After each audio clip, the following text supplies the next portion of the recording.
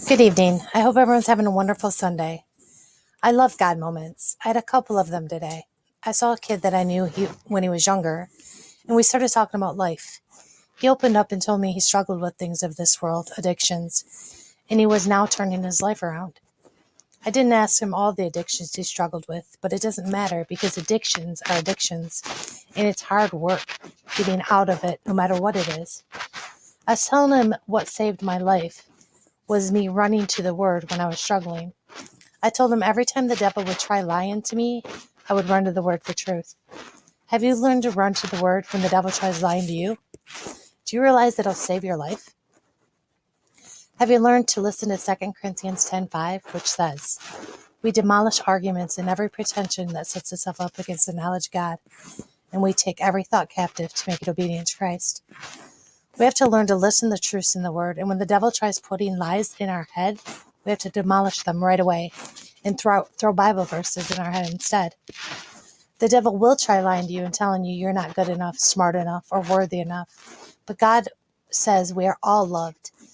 And in Romans 5:8, it says, "But God demonstrates his own love for us in this: while we were yet still sinners, Christ died for us."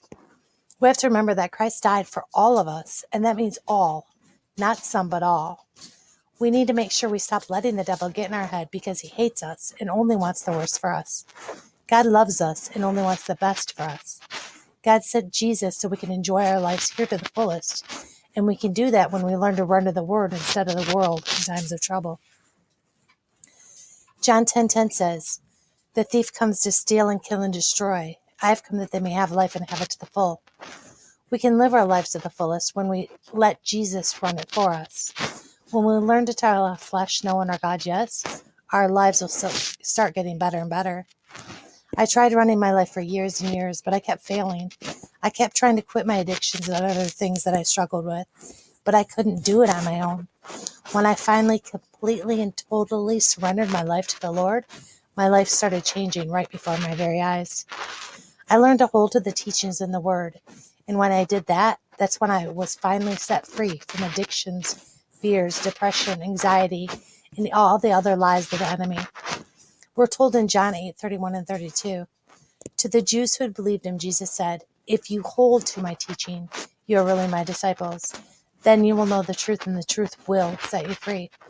I promise you, when you start holding the teachings in the Word, you'll break free from anything and everything you struggle with.